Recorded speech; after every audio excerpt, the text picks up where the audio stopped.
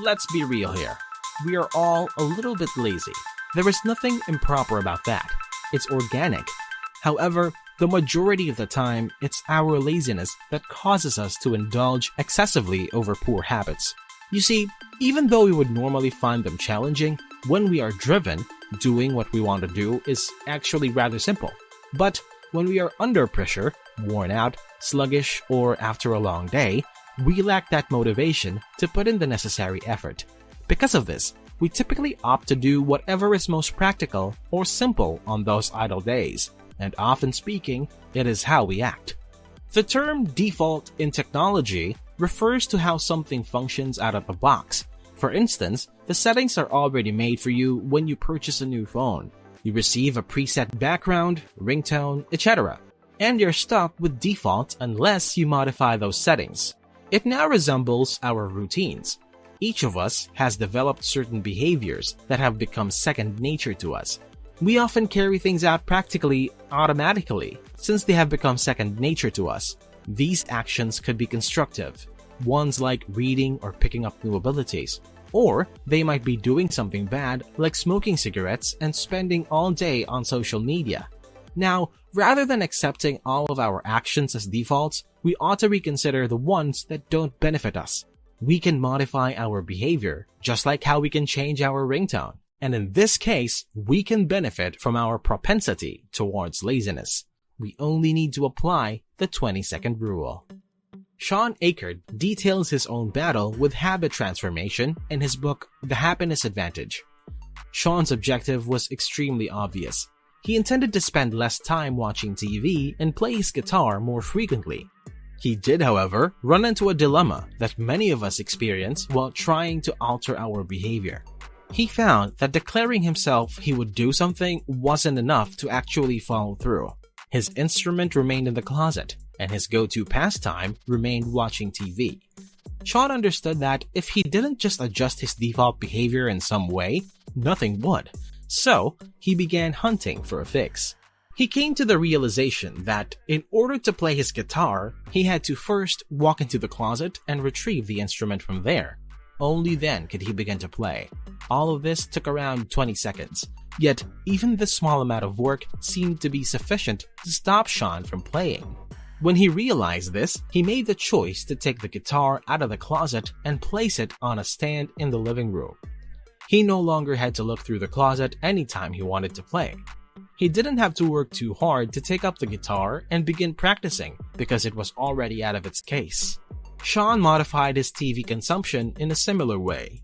This time, he removed the remote control's batteries and placed them in a drawer in a different room. The following several nights, when he unintentionally jumped out of the couch to watch TV after returning home from work, he realized something wasn't right. He ignored the fact that he had taken the batteries out and kept hitting on the on button on the remote. Sean didn't feel like getting up right now and going to the other room to grab the batteries cause it would be more work. He decided to play his guitar instead because it was conveniently close by. He was able to change his default behavior thanks to this small intervention. And as the days went by, he felt less of a need to watch TV and more of a natural inclination to play the guitar. The 20-second rule is the name Sean came up with for this behavioral strategy. In essence, he made watching TV 20 seconds more difficult while making playing the guitar 20 seconds easier. And pretty much every behavior you wish to change can be changed using this tactic. Naturally, 20 seconds is only a guideline and not a set amount of time. It's possible that some situations call for more than 20 seconds, while others call for 19. The goal is to increase the barriers between things you want to stop doing by making them harder to start, while decreasing the barriers between activities you want to do more frequently by making it easier for oneself to do them. I am aware that this may seem obvious and basic, yet many of us don't use it, which is unfortunate because our environment has a significant influence on how we behave. You know, starting any behavior is typically the most challenging aspect, and the less likely you are to begin an activity, particularly if you're feeling weary or lazy, the more activation energy it demands. When I refer to activation energy, I am referring to the amount of work required before something may start. Thus, watching TV, for instance, often requires very little activation energy. All you need to do is grab the remote and settle in on the couch. There is not much work involved. Now, to start exercising, a bit more activation energy is required, but when you think about it, lifting weights is really not that difficult. Even if it's not as simple as lying on the sofa, the exercise itself is not all that strenuous. The fact that you have to go through so many hoops before you can start working out is what really turns you off. You have to pack your exercise bag, put on your shoes, drive to the gym, change into your workout clothes, and so on and so forth. The obstacles are numerous and inconvenient. However, working out would be considerably simpler if you could avoid some of those processes or at least make them more bearable. This is because there would be less activation energy needed. The same applies to pretty much every other activity as well. When it comes down to it, the majority of the activities aren't that challenging. They just take a little longer to begin.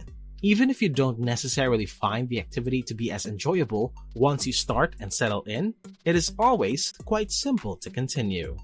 Therefore, if you can minimize the activation energy needed to start a certain activity, your odds of acting on your desires rise tremendously.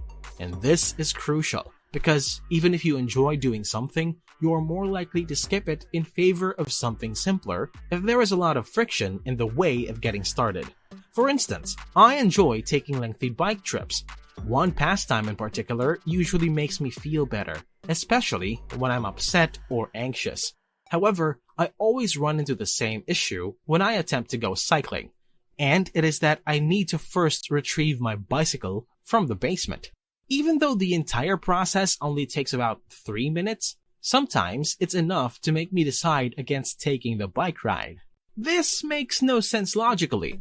Why would taking 3 minutes to prepare keep me from doing something I know I enjoy? But, as I've already mentioned, people tend to be rather lazy, and we prefer to do things that are quick and handy over things that we genuinely enjoy doing. I occasionally feel pressured all day long for this basic reason. Of course, this could be easily prevented if I would simply take the relaxing bike ride, which I know I would like. But rather than selecting a slightly less convenient alternative that would address the issue, I would choose to take the default course of action at that very moment, which is to spend my time daydreaming about all the terrible scenarios that will never materialize. I realize this may all seem absurd, but it's only one instance of how annoyance can influence our behavior. You likely have an understanding of how your environment affects your behavior by this point, and you may even have some suggestions for how to make the most of all of this knowledge. However, in order for you to better understand it, here are a few typical issues that people run into and how the 20-second rule can be used to address them. Ensure that your gym is as close as possible if you wish to work out more frequently, ideally along your commute to work. In this case, you can stop there on your way to work or on your way back home from work. Every time you want to work out, if you have to drive an hour somewhere, you're more likely to avoid it entirely because that's a tremendous barrier. Additionally, you should prepare your gym bag and any other equipment needed for the workout of your choosing in advance.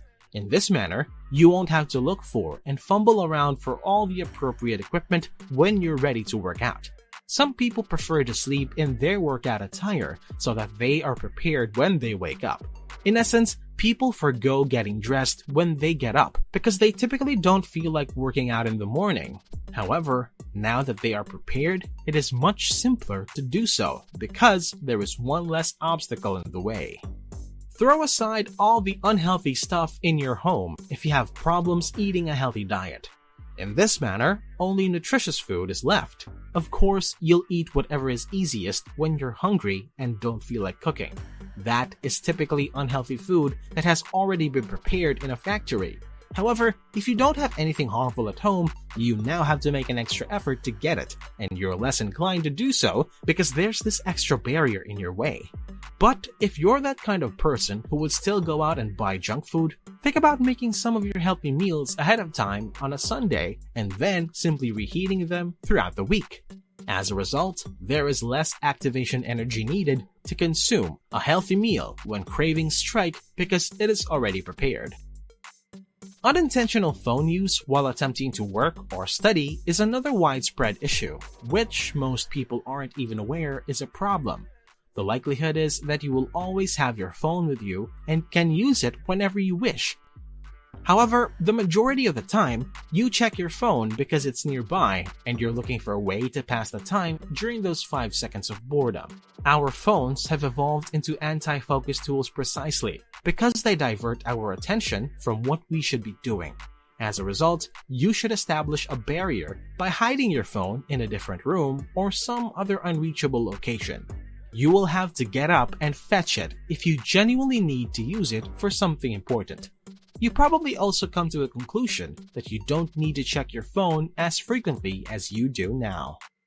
Of course, a lot of individuals use their phone or computer for business, thus they are unable to merely hide it.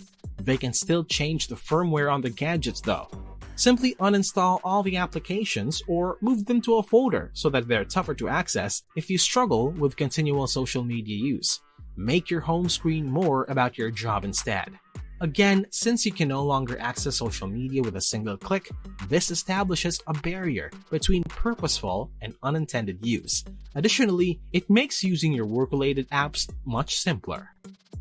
You can do the same with how you use your computer by dividing work from enjoyment. By designing two distinct users, one geared for work and the other for fun, you can achieve this. This will prevent you from wasting time playing video games or visiting odd websites when it's time to work. The same is true when you want to unwind.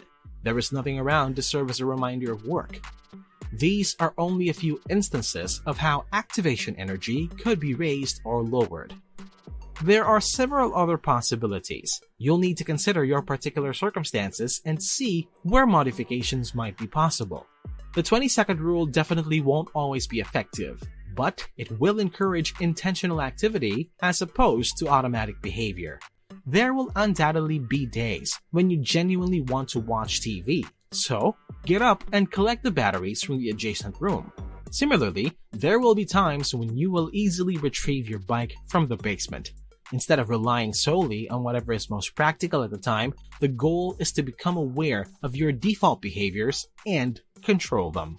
Because of this, I urge you to look around you and consider how you can increase or decrease your 20 seconds of activation energy. Always remember that getting started is the hardest part. Make your preferred act simple to begin while making your undesirable actions challenging. You'll be able to take control of your own behavior as a result. Remember, you want to make daily routines simpler and utilize any technique that will add an extra hurdle to go over. Anyway, I appreciate you sticking with me to the very end. If you like what you see here, be sure to like the video, smash the subscribe button, and turn on all notifications for more amazing content. Thank you so much for watching. Until next time,